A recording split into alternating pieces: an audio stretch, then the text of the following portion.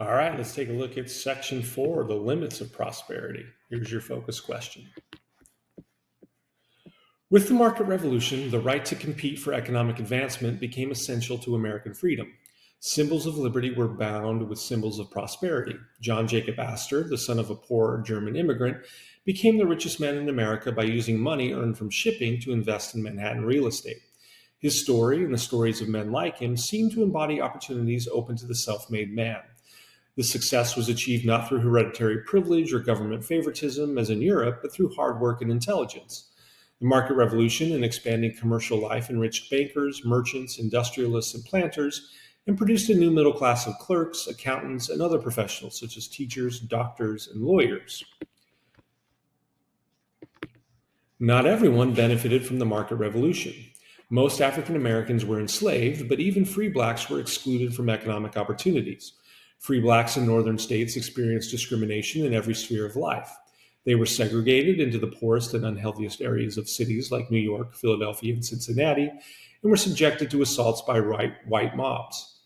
They were barred from schools and other public facilities and created their own institutional life of schools and churches, such as the African Methodist Episcopal Church.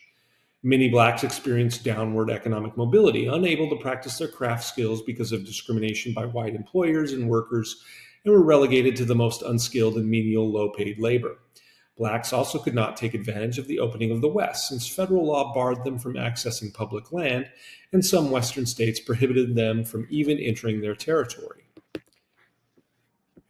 Many opportunities created by the market revolution were also closed to women. As the household declined as a site of economic production, women's traditional roles were undermined by mass produced goods once made at home. Some women entered factories, while others embraced a new definition of femininity centered on women's ability to create a private sphere in the home, removed from the competitive tensions of the market economy. Here, a woman's role was not to produce things, but to sustain non market values, such as love, friendship, and mutual obligation, providing men with a shelter from the rigors of the market. Earlier ideas of Republican motherhood were replaced by this cult of domesticity.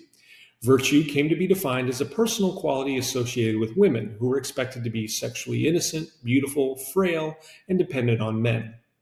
The cult of domesticity minimized even women's indirect participation in public life, viewing women as nurturing, selfless, and ruled by emotions, while seeing men as rational, aggressive, and domineering.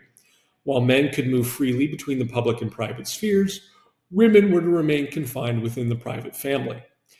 But the cult of domesticity did not capture the realities of life for many women who worked for wages at least part of their lives. Women who worked outside the home could not compete freely for jobs since only low-paying jobs were open to them, and married women could not sign their own contracts or, until after the Civil War, keep their wages, which went to their husbands. Many poor women worked as domestic servants, factory workers, and seamstresses. Respectability was earned in middle-class homes, which were segregated in neighborhoods distant from other classes, in part by keeping wives and children at home and hiring women to do household work. Even working-class men adopted these values and protested that capitalism was ripping women from the home and subjecting them to exploitation and abuse in the marketplace.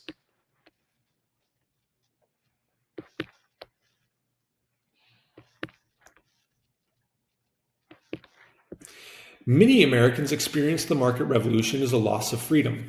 The economy suffered a sharp recession in 1819, a depression starting in 1837, and several downturns in between, all of which caused high levels of unemployment and reductions in wages.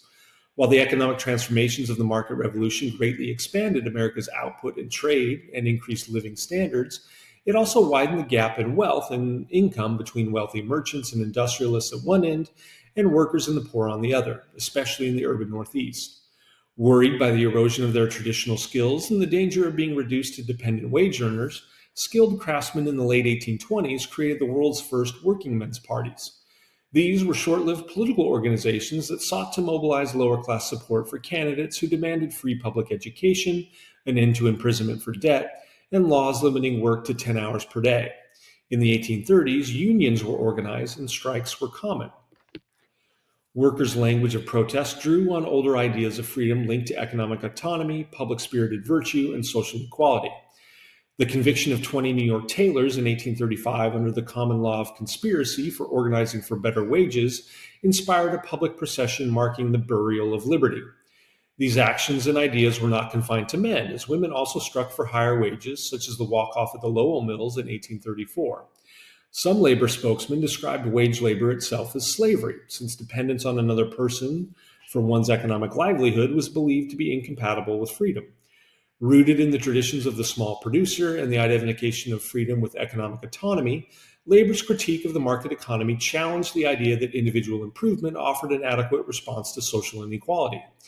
Here lay the origins of the idea, commonly espoused in the late 19th and early 20th century, that economic security, or a standard of living beneath which no one should fall, was essential to American freedom.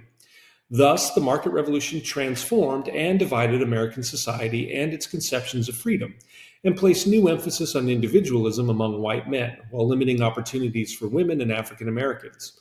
Inevitably, the debate over the market revolution and its consequences would be reflected in American politics. So that's the end of section 4 and this chapter, and we'll be back with you for the next one.